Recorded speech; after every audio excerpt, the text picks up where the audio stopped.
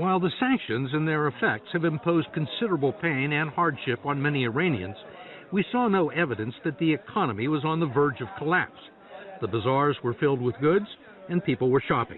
It is serious, but as we said, it hasn't really brought Iran to the knee. Sayed Fateh and his son Abdullah are part of the business class that President Rouhani is trying to empower by privatizing state-owned industry, increasing competition, and opening up Iran to the world. They say the sanctions have done enough harm to get Iran to the bargaining table, but not enough to force the Iranians into a final deal they don't want to make. Do you think that Iran is willing to make concessions on its nuclear program? It depends on the concessions, doesn't it? To stop it totally, I doubt it. But to reach some middle grounds, most probably. The Fatehs gave up a comfortable expatriate lifestyle in the States more than a decade ago to return here and become pioneers in the Iranian internet. Their company, Pars Online, is now one of the country's largest service providers, but not as large as they would like it to be. How do you run an internet company and build an internet company when there are sanctions in place? Everything is possible, but it's just a bit more expensive and a bit longer to bring everything. You can get practically anything you want. I'm expecting that the new Google Glass product that's coming out, hopefully, probably within the next month or two, you'll be able to find it in Iran.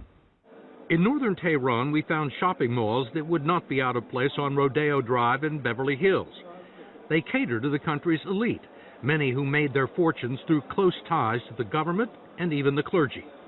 We saw French perfume, designer clothes, and brand names like GoPro, Samsung, and Apple. Not far away was a showroom for BMWs and Porsches. And how does it get here? Well, I'm sure they have ways to get things in through various borders, I presume.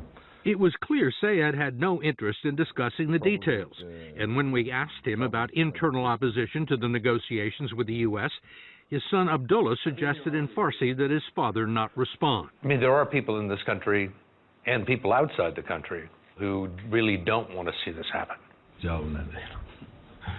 Well, no, why not? You do see some newspaper articles or talks, but whether or not that's a reality or not is a different issue.